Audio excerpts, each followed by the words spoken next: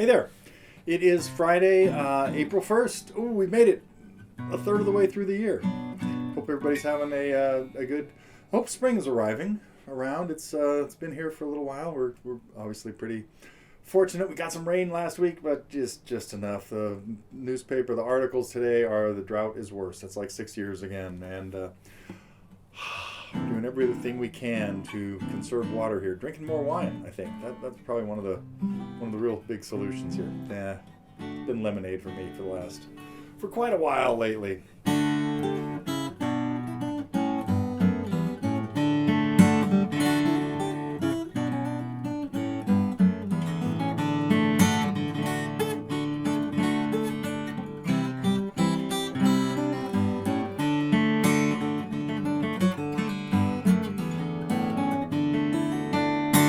One of my students was here last week. Actually, had a lot of fun stuff happen with students this week.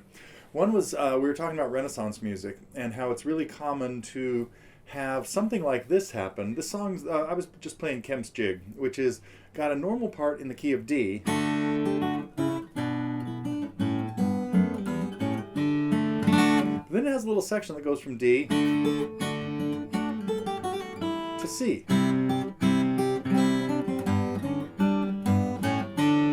And, back in those days, we're talking about the 15th and 16th centuries, heading into the 17th even, a little bit.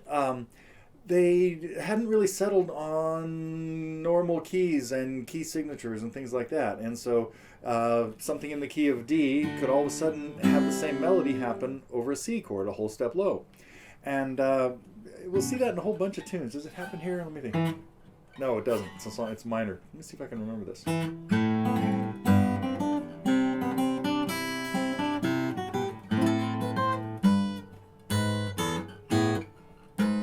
Okay, got it.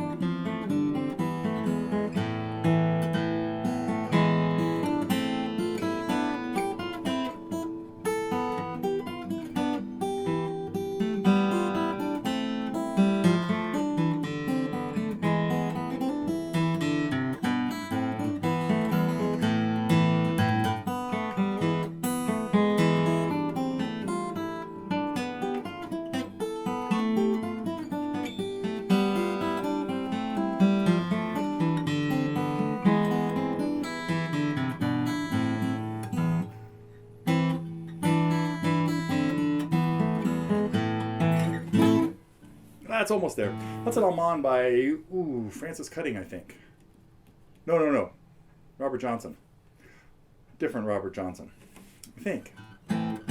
Anyway, great tunes out of the Renaissance Guitar, a really cool book that Frederick Node put together back when I was a teenager, and just had a great time playing tunes in there. What else was in there? I won't be able to fake my way through this. Great version of Greensleeves. I might have a lesson on this.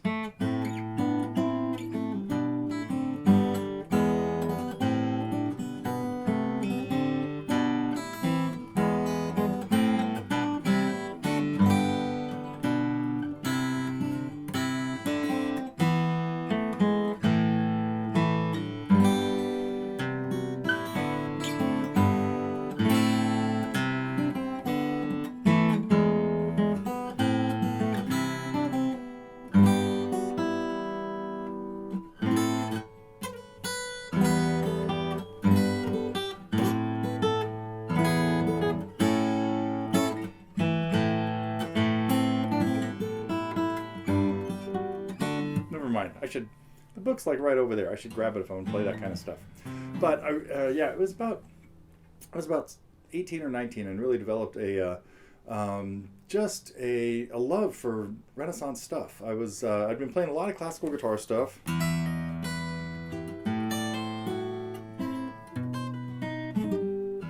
But but I kept gravitating towards John Dowland pieces like uh-oh, will I be able to play one? No, I won't be able to fake my way through a Dowland piece now. Never mind. It ended up, that's why I ended up having a lute made, and decided it was time to join the strange world of Renaissance musicians. But where I was going with that was just that in the middle 1500s, chord progressions or keys hadn't really been established as I'm going to write this song in the key of A and stay in A, and a lot of their tunes would go through a little part in A and then just go into a C chord or go into parts in C. And it was a little bit later by Bach's day, the early part of the Baroque period, they're starting to settle on keeping things in one key.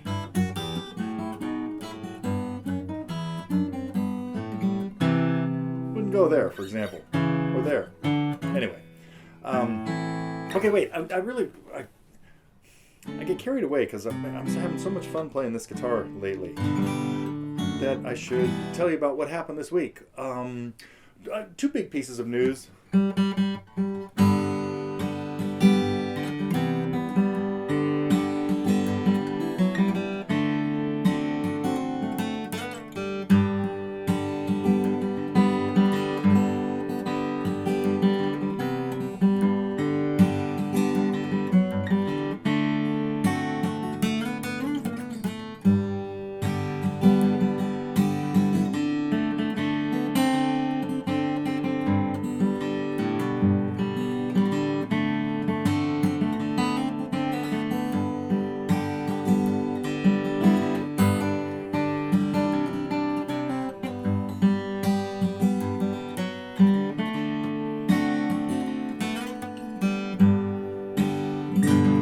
There's a couple things I messed with last week. I was toying with playing a couple songs by the band, When I Paint My Masterpiece, and Stage Fright, and they sort of took cuts in the line of the stuff I was working on. Decided I had to get to lessons on them.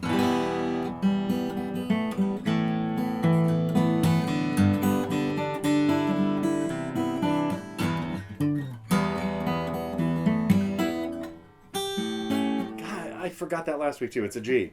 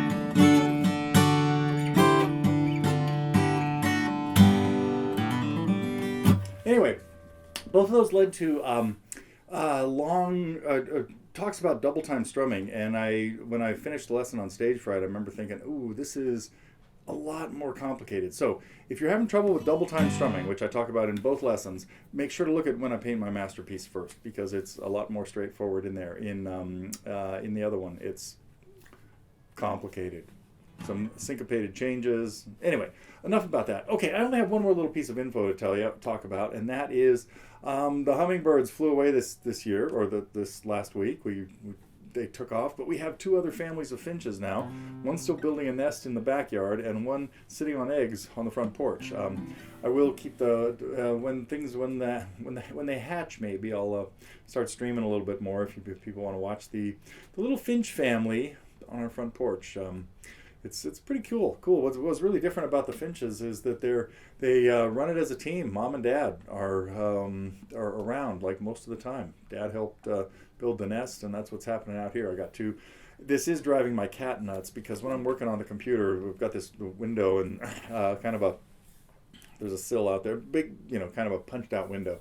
And from there, the cat can watch the birds building the nest right above there, and it's driving little Ponzu nuts. But it's okay. Life as a cat, What should I end with? Oh, I was going to talk about this chord progression, because it's a big string of secondary dominants. We've seen this in songs like That'll Never Happen No More, G to E to A7 to D7. So D7 is, of course, the real dominant in the key of G, but we get to the D7 using its dominant, which is A7, and we get to the A7 using its dominant, E7. So it's a really cool progression. G, E7, A7, D7. She's funny that way.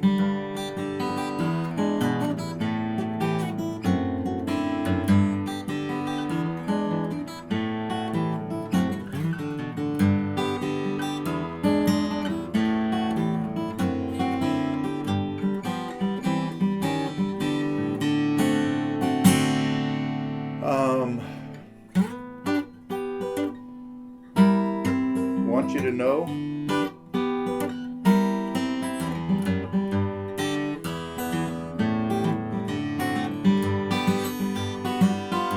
from the Hot Tuna second album. Anyway, lots and lots of progressions do stuff like that, as opposed to normal 3-chord country type progressions or blues progression. So it's a really cool kind of something you hear in ragtime blues, more country blues. In C, that would be stuff like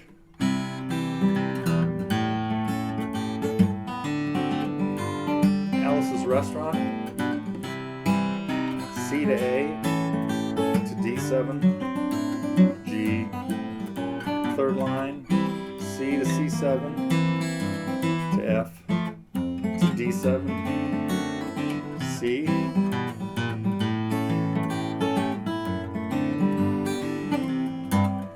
Keep on Truckin' is the same tune, or is the same chord progression. So it's kind of a cool way to write songs, C to E7.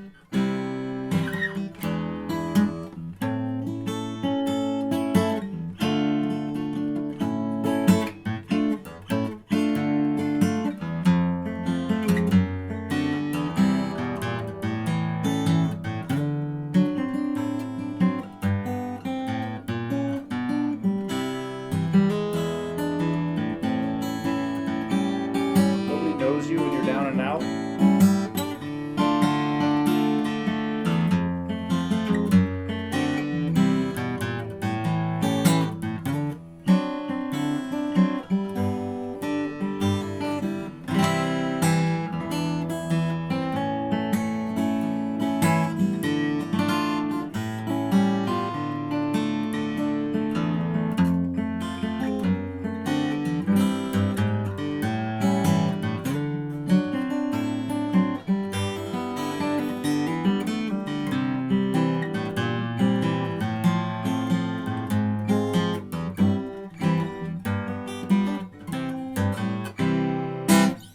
One of my students was here the other day and picked up this guitar.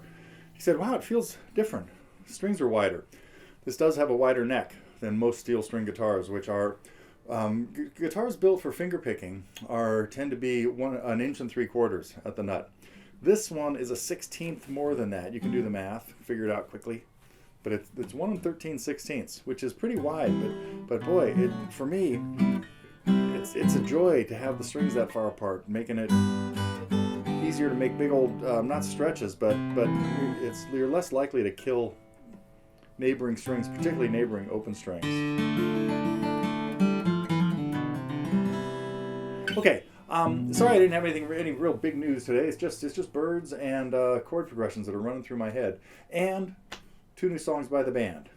Might have 1 or 2 more of those kind of on the horizon. We'll see how that goes. But it keeps making me dodge the songs that I keep promising. So we'll see what happens. the answer to last week's trivia question? Nah, nobody cared. I'll be back next week.